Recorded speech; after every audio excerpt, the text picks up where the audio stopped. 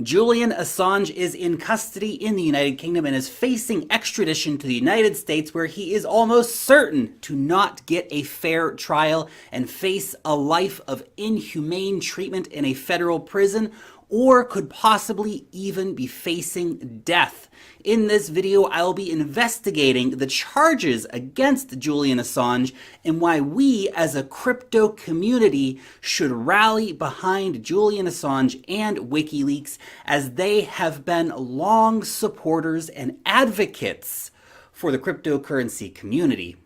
And I am going to explore the theory as well of whether or not Julian Assange could be Satoshi Nakamoto. So strap in, this is going to be a wild ride. Also, before we begin, a word to the stick to crypto crowd out there who believe that politics should never be mentioned in relation to Bitcoin or cryptocurrencies. I have news for you. Bitcoin is inherently political. It is the money of freedom, and it is a direct challenge to the global system of financial tyranny. We're going to go deep today. And to be honest, there is no honor or glory in burying your head in the sand while we watch as one of the earliest and longest and most prolific Bitcoin pioneers is prosecuted for telling the truth about war. I want to begin with a quick recap of where Assange is now and why he is there. Assange, as you likely know, has had his asylum request invalidated by Ecuador in contravention, of course, of international law, and the UK has arrested him on breach of bail charges, ending his 7-year confinement in Ecuador's London embassy. What most people know about Julian Assange from the years of relentless lies by the media is that Julian Assange is a rapist, a Russian spy, and a traitor to America. Those are powerful accusations, which are, of course, all false, but sadly, too many people believe the lies that they are fed by the media and those who are in power. P.S. The Russian xenophobia in the U.S. media is gross and really needs to be addressed in a separate video. Now let's look at these sexual assault charges first. The first woman that alleges that basically, even though the sex that she had with Julian Assange was consensual, that the sex was apparently rough and he did not use a condom against her wishes, and a week after that particular incident, he laid in bed with his naked penis touching her. I just said penis in the video. Now, the second woman alleges that even though the sex was consensual, he again did not use a condom against her wishes. Now, Assange's lawyer has called the accusers in this case honeypots, intended to entrap Assange. While the Swedish authorities have officially discontinued the case against Assange, they still do want to question him over this case. Look, make of it what you will. Sexual misconduct of any kind is never okay, but the very real possibility of Assange being honeypotted is not without reason, especially considering that the fear was that he was only being extradited to Sweden in order for him to be extradited back to the USA to face harsher charges. The UK, by the way, officially arrested him on those breach of bail charges. However, the Metropolitan Police in the UK announced that Assange was further arrested on behalf of the United States just a few hours after removing him from the embassy last week. The big crime that the United States wants Assange for is conspiracy to commit computer intrusion, particularly relating to the Iraq and Afghanistan war logs, which exposed the truly shocking extent to which the United States was committing war crimes in Iraq and Afghanistan, and in particular, the collateral damage video in which U.S. Apache pilots laugh as they gun down a dozen innocent civilians, including journalists, including children, and including first responders.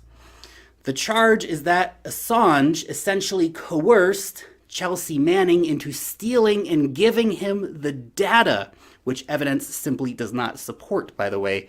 Chelsea Manning acted alone, and the reward for her extreme courage in revealing these terrible crimes of a criminal government is that she was tortured by the US government for years on end on US soil for the crime of telling the truth about the crimes committed by the criminal government. Manning, by the way, is now back in jail for refusing to lie about Assange in a secret court. Manning has more courage than any of those cowards on social media who attack her. It's crazy. Now that moves us on to the 2016 US election. Well, this is not part of the formal charges. It is a massive part of the media campaign and of Assange's real crime, which is, of course, embarrassing the establishment. The Podesta emails were leaked a few days before the 2016 election and were a shocking revelation into how disgusting the Clintons are and how dirty the Democratic National Committee is. Those leaks revealed that the Democratic primary was indeed rigged by Hillary Clinton and her cronies, and that her pay-for-play corruption with Wall Street and donors to the Clinton Foundation was indeed true, among many other things. Please remember that Assange did not commit those crimes. He did not rig the primary. He did not take money from Wall Street in return for favors. Hillary Clinton did those things. He just published the news. It just happened to be the news about one of the most powerful women in the world.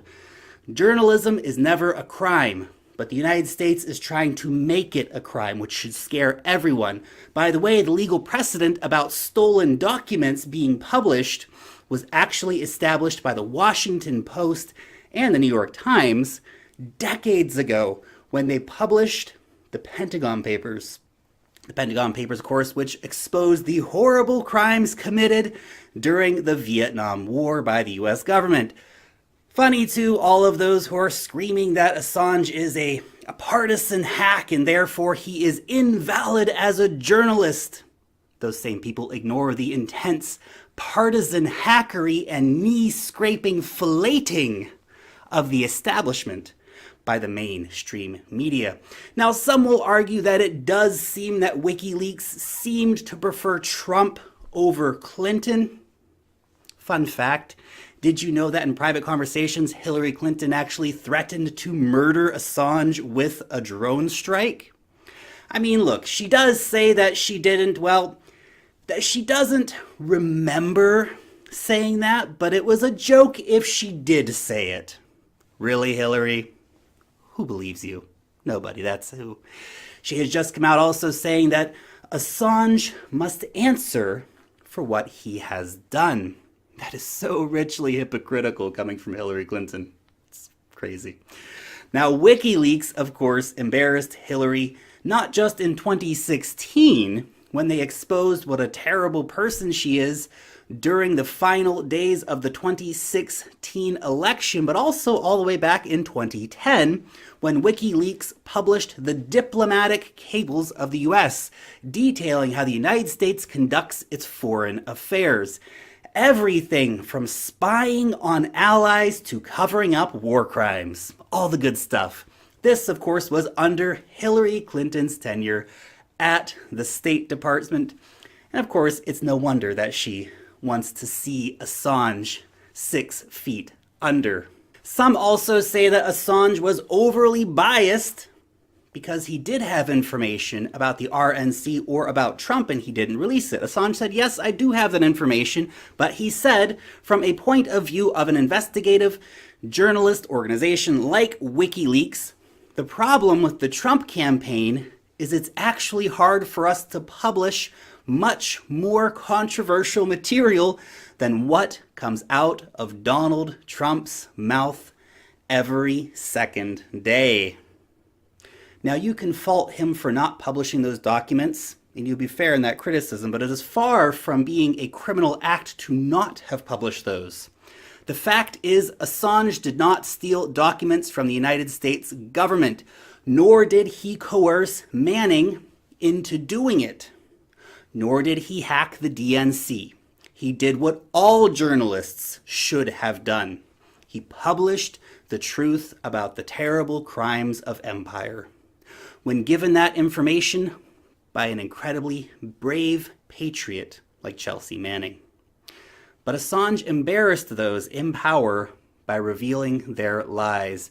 And oh, are the lies many, many and sickening. But embarrassing the powerful, as we can see, is a very dangerous game, and the resulting smears of Assange just keep on coming.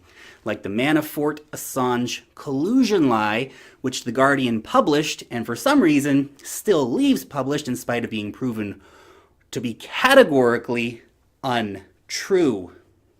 Also very interesting that Ecuador got itself approved for a nice little $4.2 billion IMF loan just the other month. That's a good boy, Ecuador. Now roll over. That's right. Big Daddy Uncle Sam has a nice little treat for good boys. That's a good Ecuador.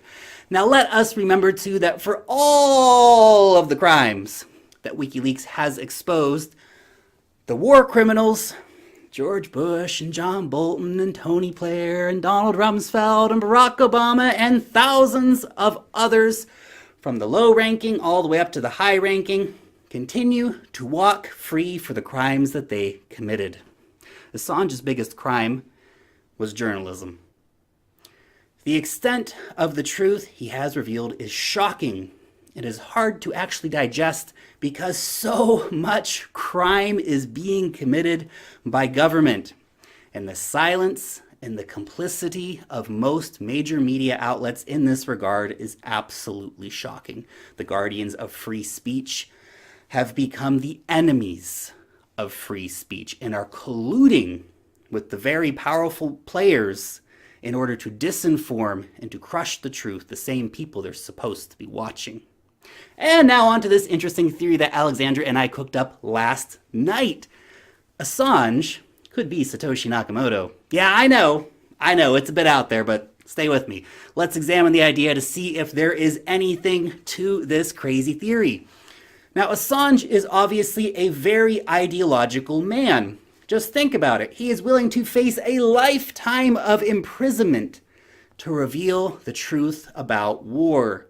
Someone like this, who is also in the business of keeping secrets, can totally keep the secret of him being Satoshi Nakamoto, because it is not about getting rich for someone like this. It is about the movement. It is about making the world a free and open society.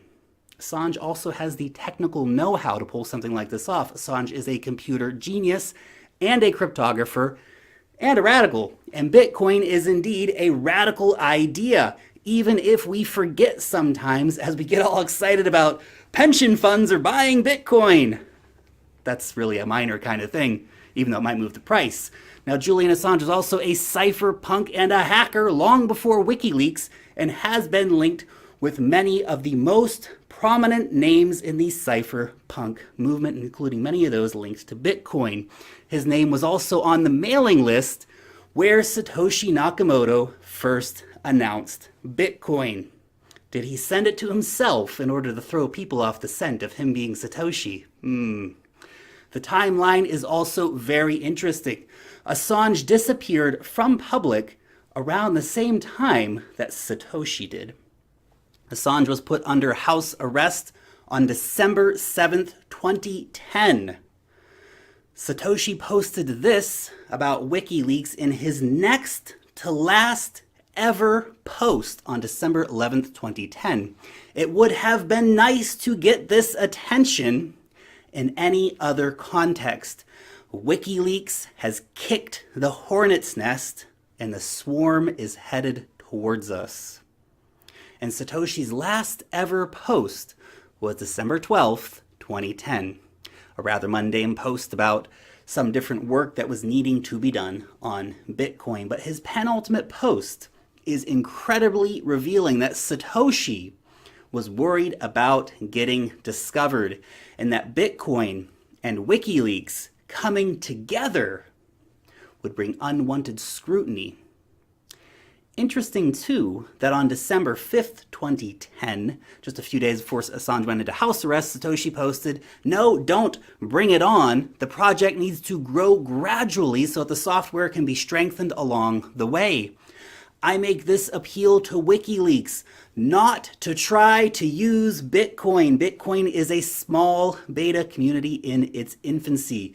You would not stand to get more than pocket change. And the heat you would bring would likely destroy us at this stage." Now that would make it seem, of course, that it was indeed not Julian Assange, unless he was trying to take attention away from himself. Pretty metagame at that point, I suppose, and making sure that Bitcoin wasn't attacked at its earliest stages. Maybe. Also scared, of course, that the increase of publicity may reveal that he is Satoshi. So Satoshi disappeared. Actually, the much more likely reason for this comment that Satoshi put out is primarily that Bitcoin was not technically ready to stand up to the kind of challenge that WikiLeaks presented in terms of being very powerful censorship-resistant money at a state level. But regardless, we cannot argue with the fact that Satoshi disappeared at the same time that Assange did, or basically within a couple days of that happening, that Assange went into house arrest. Also that WikiLeaks followed the advice of Satoshi and actually waited until June 14th, 2011 before they started accepting Bitcoin. Interesting note. Keep in mind, too, that while under house arrest and in the embassy, Assange would have risked a lot if he was indeed Satoshi, as he was under constant observation in both of those situations. And he may not physically have the private keys with him needed to move that Bitcoin. It might be buried in his mom's backyard or something like that. Something to think about. Okay, now look, in all seriousness, is it possible that Assange is Satoshi Nakamoto? Well, I feel that it certainly fits with who Assange is and what he is capable of doing. A more likely scenario could be that Assange could have been part of the Nakamoto team or was simply aware of them and perhaps assisted them in some of the things that they were doing. Keep in mind, Assange was busy running WikiLeaks at the time that Bitcoin was created, which, considering the scale of WikiLeaks and the heat that WikiLeaks has brought, will be quite time-consuming to also try and launch Bitcoin at the same time. But we can certainly imagine that this is something that would generally fit with Assange's overall worldview, and that he could indeed have been a part of making Bitcoin happen. But even if Assange is Satoshi, or was a part of the team, it doesn't matter. Because who Satoshi is doesn't matter, because leaving was one of the best things that Satoshi ever did. Not knowing who Satoshi is important for Bitcoin. And Assange, more than anyone, understands how to keep a secret. Another great Assange Bitcoin moment also came when Assange read out Bitcoin block number 447506 and its hash during a Reddit AMA in 2017 as proof of life, since the blockchain hash is unique and impossible to predict, and it proved that he was alive. And that the interview was not pre-recorded, which was actually the first time that someone had used Bitcoin to do such a thing, which is pretty cool. Making Assange and WikiLeaks, of course, a pioneer in Bitcoin in yet another different way. Assange has also had this to say about Bitcoin in the past. He said, "Bitcoin is an extremely important innovation, but not in the way that most people think. Bitcoin's real innovation is a globally verifiable proof of publishing at a certain time.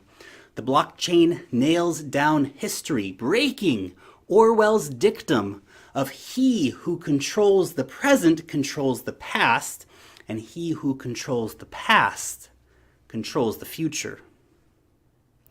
Satoshi, whoever he, she, they was or were, was humble enough to not run around shouting from the rooftops, "I am Satoshi Nakamoto!" or patent trolling everyone, or suing everyone who says that they're not Satoshi Nakamoto.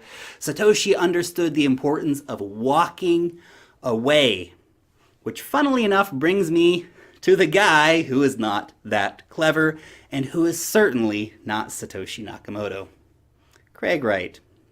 WikiLeaks has recently gone after Craig Wright, publishing a load of documents which record some of the many frauds committed by Craig Wright. It's also curious that Craig is only suing relatively powerless Twitter users in his campaign of intimidation against those who say he's not Satoshi. But he has not sued WikiLeaks. But WikiLeaks, of course, has top-tier lawyers and has evidence that he is indeed a fraud. So why would he try to sue them? Funny, too, that the Craig Wright Julian Assange beef actually goes way back into the 90s and the early days of the cypherpunk movement, where Julian Assange was pwning him even back then. Anyway, Assange is one of the most prominent members and earliest innovators in our community, and right now he needs our support. Whether or not Assange was in any way involved in the creation of Bitcoin or not, it doesn't really matter. WikiLeaks stands out as a shining example of the power of the freedom of money which Bitcoin provides. And WikiLeaks is one of the original Bitcoin pioneers. And Assange has more courage than most, especially any of the cowards who are out there calling for his arrest or his murder for telling the truth. And telling the truth is indeed a deadly, dangerous game and a disruptive game. And both WikiLeaks and Bitcoin are massive disruptors. Bitcoin is freedom. Bitcoin is power, especially in a world run by criminals. Telling the truth about their crimes becomes a crime, and that is scary. The public deserves the truth, always, even if it is hard to hear. We are citizens of a modern society. We cannot make informed decisions without knowing the truth. The detention of Assange is a crime against us all, and we must continue to call for his release and to support WikiLeaks in their fight for the truth. WikiLeaks was one of the earliest Bitcoin adopters and has long been the victim of financial censorship, having been cut off from the likes of Visa and MasterCard, really most financial services in most jurisdictions. WikiLeaks was the organization that Bitcoin needed, and it proved the true power of censorship resistance. And Bitcoin was the money that WikiLeaks needed. Bitcoin has been the money of truth in the empire of lies. If you believe in a free press, and if you believe in the truth, then please consider sending a few bucks over to WikiLeaks. I just donated some Bitcoin to WikiLeaks. However, of course, if you do worry about the transparency of the Bitcoin blockchain, then you can always use a different cryptocurrency. They actually accept Monero and Zcash as well, so you can also donate in that. P.S. They also have a cool shop if you want to grab some sweet WikiLeaks shirts or some sweet posters. You can grab those as well. I would love to know your thoughts on this story down below in the comment section. I know this is a bit of a long video, but it's really important, I think, to understand the context, the facts, and you can let me know if you think Julian Assange has anything to do with the creation of Bitcoin, and if he could possibly be Satoshi. Interesting concept anyway. As always, you guys are supremely awesome. If you haven't checked out the free course yet, Cryptocurrency Explained, it is a free course designed for beginners and those who are kind of newer to cryptocurrency. You can still learn a lot if you've been around for a while as well. You can always tell your friends to go to thecryptolark.org, where they can find all of the videos hosted. And if you enjoyed this video, leave a thumbs up on it. You can always subscribe to the channel if you are new around here. Long live the blockchain, and peace out till next time.